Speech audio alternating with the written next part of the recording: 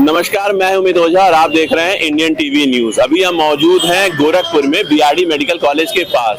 जी हाँ, Gorakhpur BRD medical college शुरू से ही चर्चित रहा है और ऐसा कोई शायद ही व्यक्ति हो जो गोरखपुर मेडिकल कॉलेज को ना जानता हो। लेकिन आज हम गोरखपुर बीआरडी मेडिकल कॉलेज के उद्देश्य से या उसके लिए नहीं मौजूद है। अभी हम मौजूद हैं जो सामने आप ये डॉक्टर सतीश नायक चंद्रा लेप्रोस्कोपी हॉस्पिटल देख रहे हैं, इसके सामने से एक गली गई हुई है। इसके सामने से एक गली गई हुई है। इस समय ये गली 2-3 दिनों से बहुत ज्यादा चर्चा में है। चर्चा में इसलिए है कि यहाँ पे एक लड़की जिसका नाम नौशीन है, उसने आईएएस की परीक्षा में 9वीं रैंक हासिल की है। आईएएस की परीक्षा में 9वीं रैंक हासिल की है।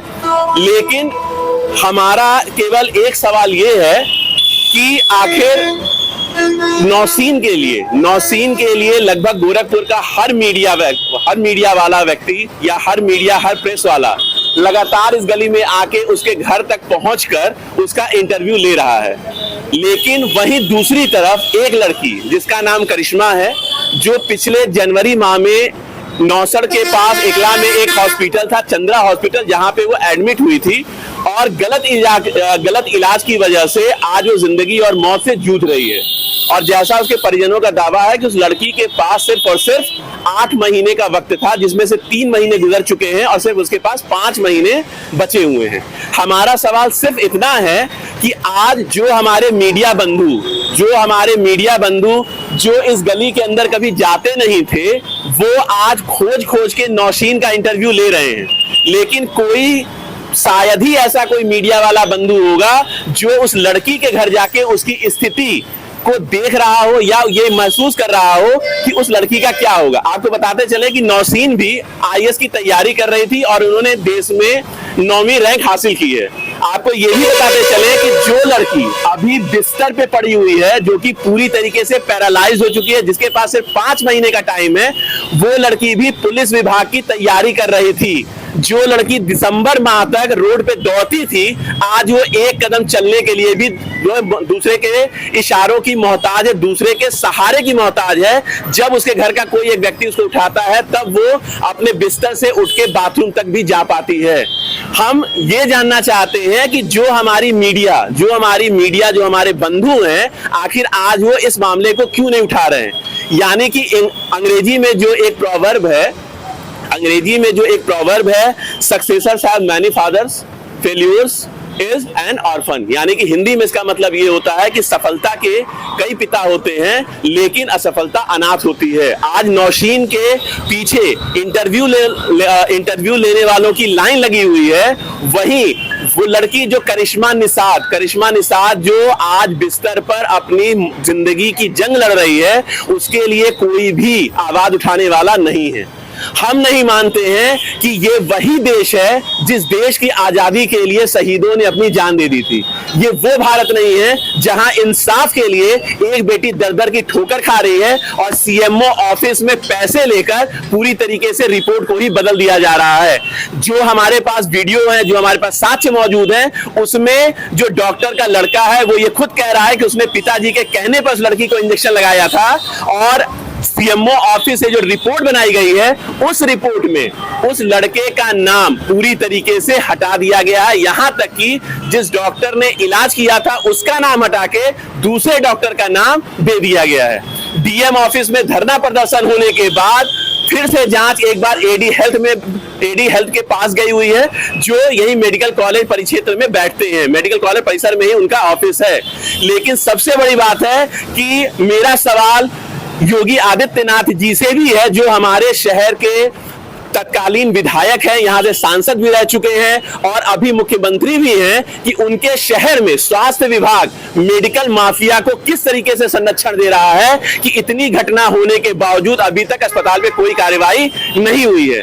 बीते दिनों ऐसा ही एक मामला कैंपियरगंज में भी वहां था, जहां प्रसव के दौरान एक बच्चे का सर धड़ से अलग कर दिया गया था। मामला ने काफी तूल भी पकड़ा था, लेकिन उस समय मामले को कभी चिलुआताल और कभी कैंपियरगंज का बता के इतना टाइम दिया गया कि अंत में कुछ बड़े सफेदपोश लोगों ने मामले को मैनेज कराया और जो पीड़िता का ससुर था उसकी तहरीर को भी थाने से वापस करा दिया गया। मेरा सवाल मुख्यमंत्री जी से है, सीएमओ साहब से है, एडी हेल्थ साहब से है कि क्या वो लड़की अगर पुलिस विभाग की तैयारी कर रही थी तो क्या वो पुलिस नहीं बन सकती थी? बनती या नहीं बनती ये बात का विषय है, लेकिन उसको भी जीने का उतना ही हक था जितना बाकी लोगों को है।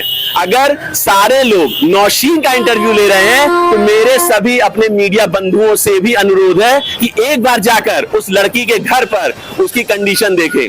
आज लगभग गोरखपुर का हर मीडिया वाला बंदा, हर नेता, हर व्यक्ति इस गली को पहचानता है। घर पहुंचकर बुके से नौशीन को सम्मानित किया जा रहा है, लेकिन कोई भी करिश्मा निसार के घर का पता आज की डेट में नहीं जान रहा है। क्या ये वही अंग्रेजों के द्वारा आजाद किया हुआ भारत है जिसके लिए सैकड़ों क्रांतिकारियों ने नहीं, हजारों ने नहीं, लाखों ने अपनी जान गंवाई थी? क्या ये वही गांधी का, वही नेहरू का, वही सुभाष चंद्र बोस का भारत है जहां पे एक व्यक्ति न्याय के लिए तड़प रहा है और दूसरे को लगातार जो है सम्मानित किया जा रहा है? मेरा किसी से कोई व्यक्तिगत द्वेष नहीं है, चाहे वो मेडिकल क्षेत्र से हो, चाहे डॉक्टरी पेशे से हो, चाहे किसी नेता से हो, चाहे कोई अपने मीडिया कर्मी बंधु से हो।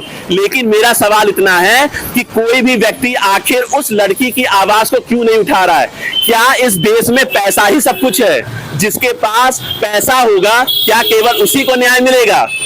आपको इसी क्रम में बताते चलें कि हमारे गोरखपुर से वर्तमान सांसद रवि किशन को एक बार फिर से भाजपा ने टिकट दिया था और लखनऊ में कुछ दिन पूर्व एक महिला ने उनके ऊपर गंभीर आरोप लगाए थे, लेकिन उनकी पत्नी यानी कि रवि किशन की जो पत्नी है उनके द्वारा लखनऊ थाने में तहरीर दी गई और उसके खिलाफ आरोप लगाने वाली महिला के ऊपर गंभीर धाराओं में मुकदमा भी दर्ज हुआ।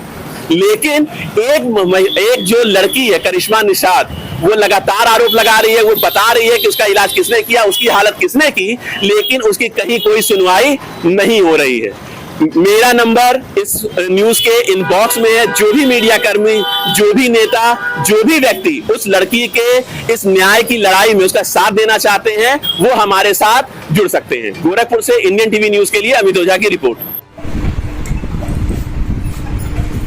मेरा नाम करिश्मा निषाद है। मेरे पेट में हल्का सा दर्द हुआ था तो मेरे घर वाले चंद्रा हॉस्पिटल कला बाजार में पड़ता है। डॉक्टर विश्वकर्मा के लड़के ने हमको रीढ़ के हड्डी में इंजेक्शन लगा दिया, गलत सुई, और तभी से मेरा पैर पूरा पैरालाइज हो गया, कुछ पता नहीं चलता, लैट्रिन में झुंझुनाहट सुन्नपन है। तब मेरे मम्मी पापा ले गए वेदांता हॉस्पिटल में, गोरखपुर हॉस्पिटल, एम्स में ले गए, 2 बार लखनऊ पीजीआई हॉस्पिटल ले गए। डॉक्टर बोले घर ले जाओ, कुछ खिलाओ पिलाओ, कुछ का दिल्ली एम्स में ले जाओ, घर खिलाओ पिलाओ, कुछ ठीक नहीं होगी, मेरा ज़िंदगी एकदम ख़राब हो गया है। योगी जी से निवेदन है कि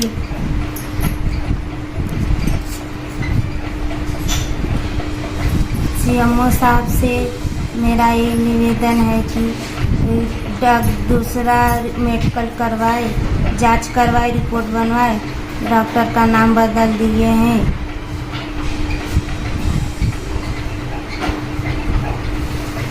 और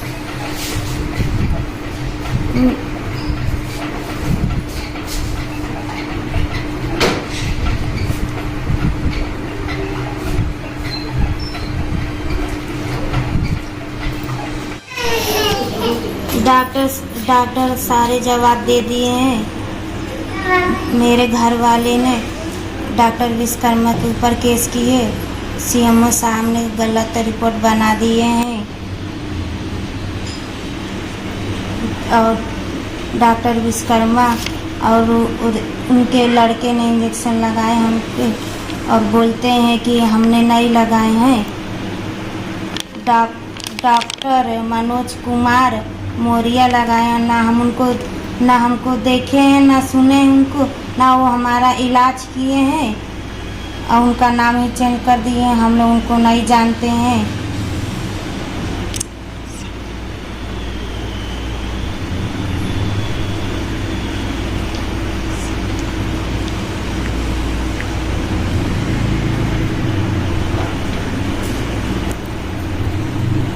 और योगी जी से हमारा यही निवेदन है कि हमको इंसाफ मिलना चाहिए, हमारा मेडिकल फिर दोबारा बनाए। सीएमओ साहब से यही निवेदन है कि